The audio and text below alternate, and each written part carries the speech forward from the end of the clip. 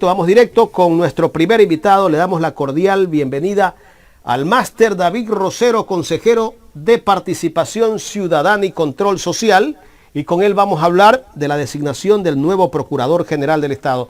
¿Cómo está, consejero? Buenos días, gracias por acompañarnos en Ecuador en Directo. Muy buenos días, un saludo cordial a Ecuador en Directo, a la audiencia, gracias por la oportunidad. A usted, consejero. Consejero, bueno, la semana anterior se eligió al nuevo Procurador General del Estado. Ustedes, que son parte de la mayoría, cuestionaron esta designación del nuevo Procurador, pero justo al día siguiente que se elige y se posesiona, no se posesiona, en el Consejo de Participación Ciudadana se lo posesiona, pero ahí tiene que ir a la Asamblea, tengo entendido.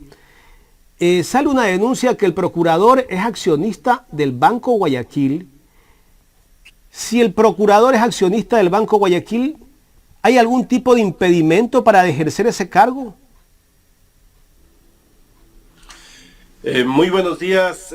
Me parece que la Asamblea Nacional debe analizar muy bien esta última información sumamente comprometedora respecto a la vinculación con el sector bancario del nuevo procurador. Nosotros antes de la designación habíamos advertido que es necesario que quien vaya a ejercer esta alta dignidad pueda defender los intereses del país, los intereses de la nación. Mire que ascienden a 57,000 millones de dólares las demandas contra el Estado ecuatoriano, tanto en sede nacional como en sede internacional. Eso es lo que debe enfrentar el nuevo Procurador General del Estado. Y estas demandas requieren de una persona que vaya a defender los intereses nacionales.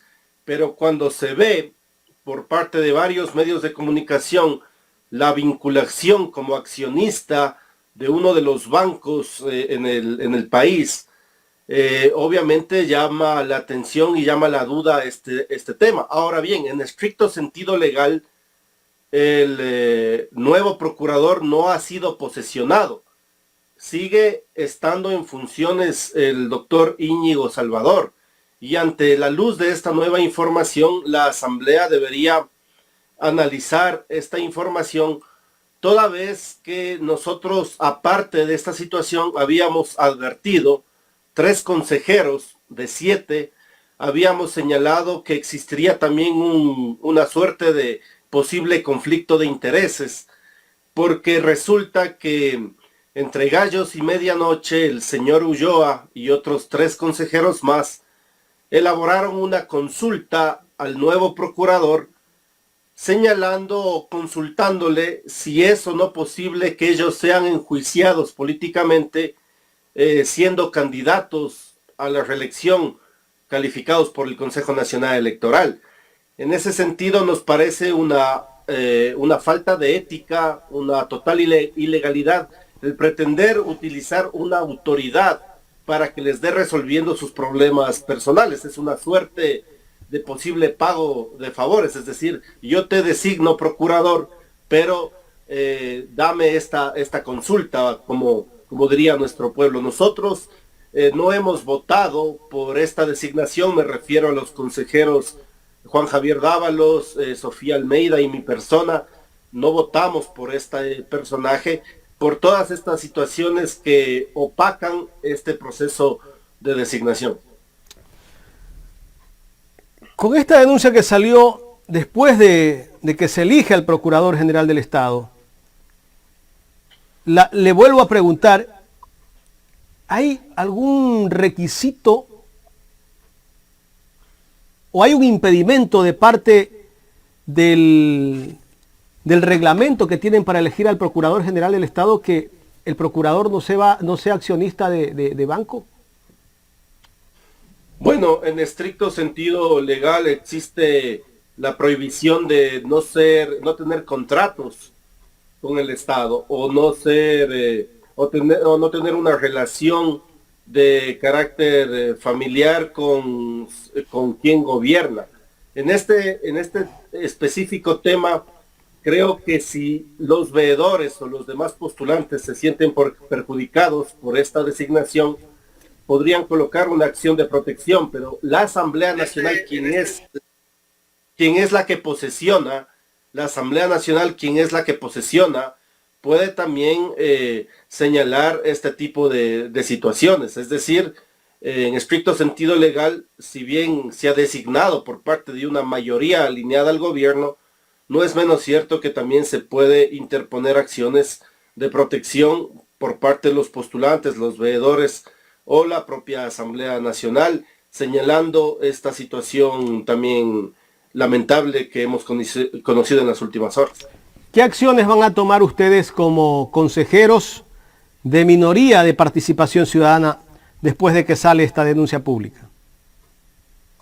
Bueno, nosotros habíamos señalado en su momento que esta situación que 4 consejeros lo hicieron a medianoche de consultarle al nuevo procurador sobre sus temas personales era una situación totalmente irregular y fuera de toda ética, y ahora que nosotros no hemos votado por esta designación, estamos analizando qué más se podría realizar, qué acciones, toda vez de que el abogado del Estado debe defender los intereses de los ecuatorianos y de las ecuatorianas de la nación, no los intereses de un grupo de poder o un sector financiero en específico. Por eso creemos que desde la elaboración de la terna, el gobierno no incluyó una persona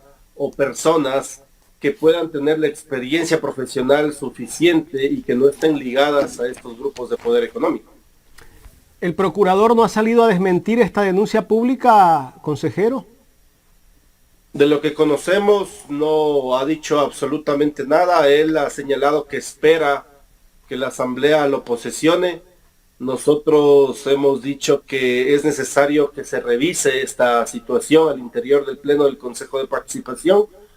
Y en ese sentido lamentamos que el presidente del organismo básicamente cumpla las órdenes de Carondelet, no tenga la mínima responsabilidad de poder verificar toda esta información y sobre todo en base a eso poder tomar correctivos. Creemos que es necesario que la Asamblea Nacional pueda fiscalizar este tema y otros que han venido pasando, toda vez de que la intención del gobierno en esta acción concreta es poner una persona que en realidad esté ligada a estos sectores financieros y no al interés nacional. Correcto. ¿Usted cree que tal vez de pronto tener un procurador que tiene que defender al Estado en el caso como el caso Isaías, donde ellos están reclamando sus bienes e incluso estaban pidiendo un vuelto de $2.000 millones? ¿Podemos creer de que este procurador, este nuevo procurador, podrá defender al Estado como una persona imparcial? A mí personalmente me quedan las dudas sobre la imparcialidad del nuevo procurador, pero sobre todo las demandas internacionales y nacionales por más de $57.000 millones que tendrá que enfrentar. La Procuraduría General del Estado no debería manejarse como un banco privado, sino como una institución en defensa del interés nacional. Y eso es la duda que se cierne sobre esta nueva autoridad que ha sido impuesta por 4 consejeros alineados a Carondelet, que también sabían anteriormente de esta situación de la famosa consulta para beneficiarse posiblemente de una decisión de esta autoridad. En todo caso, la Asamblea Nacional tiene la potestad de fiscalización. Recuerde usted que ya se siguió un juicio político contra el anterior Contra el actual procurador Íñigo Salvador, ese proceso únicamente fue suspendido. En ese sentido, si el nuevo procurador no defiende los intereses de la nación y se circunscribe a obedecer las órdenes de Carondelet, pues es sujeto también a procesos de fiscalización en la Asamblea Nacional. Consejero, ¿cuáles fueron las observaciones que ustedes hicieron en el proceso de selección del Procurador General del Estado? Bueno, en primer lugar, que no se cumplió con el principio de interculturalidad. La terna, cuando fue enviada por el presidente de la República, no tenía representantes de los pueblos y nacionalidades afroecuatorianos, montubios o indígenas. En segundo lugar, habíamos señalado de que este proceso fue opaco porque ninguno de los consejeros, Juan Javier Dávalo, Sofía Almeida o mi persona, tuvimos la oportunidad de ser parte del equipo técnico que revisó las carpetas y los requisitos. Es decir, a nosotros no se nos entregó la documentación de las carpetas de cada uno de los postulantes, por lo que no podríamos avalar si estos cumplieron o no con cada uno de estos requerimientos. Lo mismo está pasando en la terna para el presidente del Consejo de la Judicatura. Nosotros hemos señalado que se publique en la página web las hojas de vida de los candidatos y no se lo ha hecho hasta el momento. Este proceso de designación se lo hace entre gallos y medianoche, entre cuatro paredes. Nosotros también hemos señalado de que no es ético ni moral de que se consulte a quién va a ser nuevo procurador un asunto de interés personal de los cuatro consejeros alineados al gobierno, Ulloa, Bravo, Estupiñán y Rivadeneira. Todas estas advertencias y señalamientos los hemos hecho a su tiempo y obviamente con esta última información queda en entredicho la designación de esa autoridad. Por eso nuestro voto no fue por la designación de este personaje. Correcto. Luego del tema del procurador, ¿qué otro proceso de elección de autoridad se viene? Aunque entendemos que el tiempo está muy corto, porque hay que decirlo que hay un juicio político pendiente para los vocales, los consejeros de participación ciudadana. Ahora, ese juicio es posible que sea para los 7 consejeros. Bueno, nosotros vamos a acudir a la Asamblea Nacional, hablo en el caso de mi persona, a explicar las acciones constitucionales y legales que hemos realizado al interior del Consejo de Participación. ¿Cuáles son las causales del juicio político? En primer lugar, que una mayoría alineada al gobierno cambió los reglamentos de Contralor, CNE y Defensor Público a mitad del proceso, es decir, cambiaron las reglas del juego y por ende vulneraron el derecho de participación y la seguridad jurídica. Y la segunda causal tiene que ver con unos famosos audios de posibles actos de corrupción, en el que están involucrados estos mismos 4 consejeros, de acuerdo a lo que señalan los asambleístas interpelantes, la asambleísta Mireya Pazmiño y el asambleísta Ángel Maipa. También se ha planteado otro tipo de causales para tratar de inmiscuir a otros consejeros que no tenemos que ver en estas designaciones y que más bien las hemos denunciado ante el país. Por eso considero que es importante que la Asamblea Nacional pueda fiscalizar y obviamente determinar responsabilidades que en este caso son de carácter individual. Nosotros, en el caso de los 3 consejeros, Juan Javier Dávalo, Sofía Almeida y mi persona, no tenemos absolutamente nada que ver y más bien votamos en contra de estos cambios a última hora que buscaban beneficiar a personas alineadas a Carondelet en cuanto a la designación de autoridades. Lo que está pendiente ahora, por ejemplo, es la designación del nuevo presidente del Consejo de la Judicatura. Y como les señalaba antes, yo he exigido al señor Ulloa que publique en la página web las carpetas de las 3 personas para que la ciudadanía pueda observar toda la trayectoria, la experiencia de estas 3 hojas de vida que se han realizado en aras de la transparencia. Y consejero, ¿y esa publicación es opcional o tiene que cumplirse? Bueno, tiene que cumplirse de acuerdo a la transparencia, pero también entregarse esa documentación a los veedores y a todos los consejeros y consejeras, porque Ulloa puede decir que han cumplido los requisitos, pero si no tenemos la información, los demás consejeros y consejeras, y tampoco la ciudadanía y la opinión pública, no podríamos avalar un proceso. Es decir, no se puede actuar como se actuó en el caso del Procurador General del Estado, que entre cuatro paredes, cuatro asesores vinculados con el gobierno nacional, dijeron que sí cumplían los requisitos, y luego sale a la luz esta vinculación con el sector financiero del nuevo procurador. Eso no puede volver a pasar, y por eso hemos exigido que se publiquen las hojas de vida de los 3 postulantes para nuevo presidente del Consejo de la Judicatura. Correcto. ¿A qué intereses responde Hernán Ulloa? Bueno, él es conocido en Guayas que fue candidato en pasadas elecciones a asambleísta por, creo que es el partido de gobierno.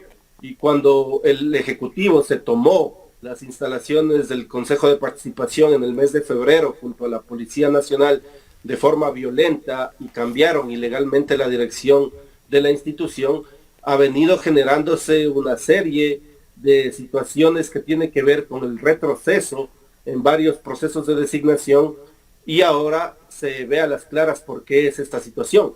Porque el gobierno nacional, con la consulta que pretende imponer, ahora quiere concentrar poder y designar autoridades directamente, es decir, dejando prorrogadas a varias autoridades como el Contralor u otras para poderlas someter más fácilmente. Y en ese sentido nosotros hemos acudido ante la Corte Constitucional a colocar un amicus curiae. Acudiremos nuevamente ante esa instancia que ya negó esta pretensión del gobierno. Ahora el régimen vuelve a dividir la pregunta 6, que tiene que ver con la atribución de designar autoridades del Consejo de Participación, para en 2 preguntas que tienen que ver con lo mismo proceder a vulnerar derechos de participación y restringir los derechos del ciudadano a elegir en sufragio universal a los próximos consejeros y consejeras de participación ciudadana. Con esto se demuestra el talante antidemocrático del gobierno nacional, que no busca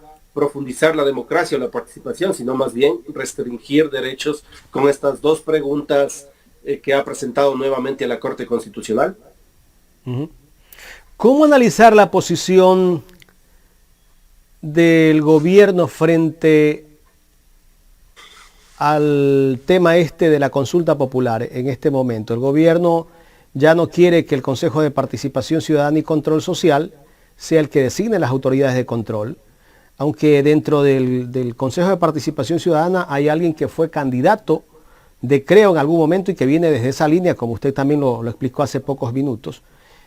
Y ahora quiere darle la potestad a la Asamblea.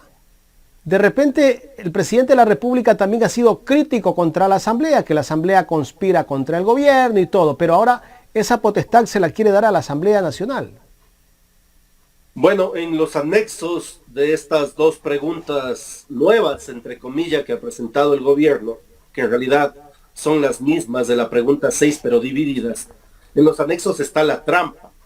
A ver, ¿cuál fue la estrategia del gobierno? Primero, meterle la mano al Consejo de Participación para colocar a un personaje que sea obediente a Carondelet y avanzar a paso de tortuga en los procesos de designación. Y en segundo lugar, colocar una consulta popular para concentrar poder. Esto fue negado ya en primera instancia por la Corte Constitucional y ahora vuelven sobre lo mismo. Es decir, es una suerte de control de las autoridades a nivel del Estado entre el Ejecutivo y la Asamblea Nacional, porque se plantea, por poner un ejemplo, que para la designación de los nuevos consejeros de participación, muchos de los cuales ya están incluso calificadas sus candidaturas ante el Consejo Nacional Electoral, se pretende ahora por parte del presidente adelantar la consulta, no para el mes de febrero, sino para el mes de diciembre, donde se pretende imponer esta pregunta que señale que los nuevos consejeros de participación ciudadana sean designados entre el gobierno y la Asamblea Nacional.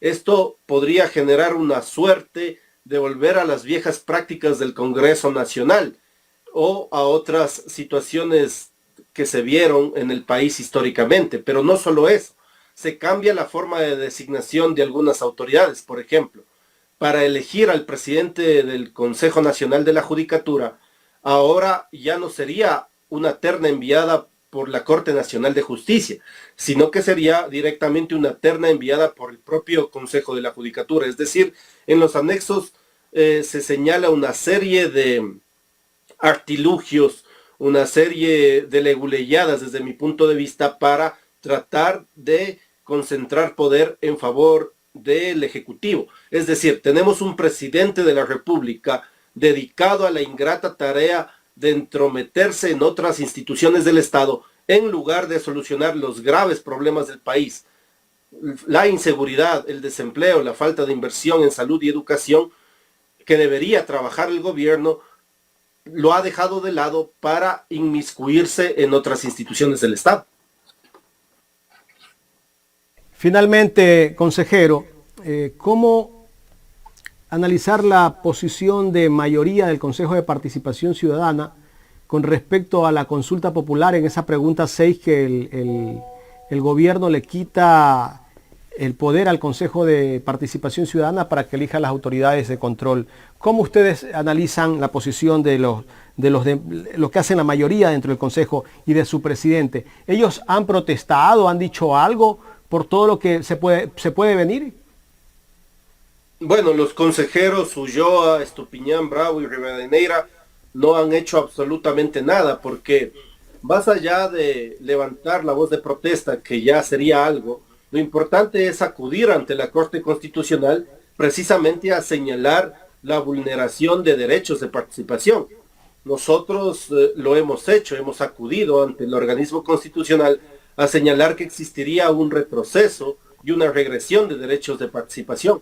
Por eso es que la Corte puso un freno a las intenciones de concentración de poder del presidente de la República. Pero ahora vuelven nuevamente a colocar estas mismas preguntas y mi criterio desde el punto de vista jurídico es que la Corte debería ratificarse en su pronunciamiento. En ese sentido, acudiremos nuevamente a colocar un amicus curiae, porque lamentablemente los consejeros del gobierno están sometidos a lo que diga Carondelet y en ese sentido no son garantía de defensa ni de la institución ni de los procesos de participación, peor aún en defensa de los intereses de la ciudadanía. Consejero, muchísimas gracias. A usted muy amable, una buena semana. David Rosero, consejero del Consejo de Participación Ciudadana, aquí en el programa Los Especialistas.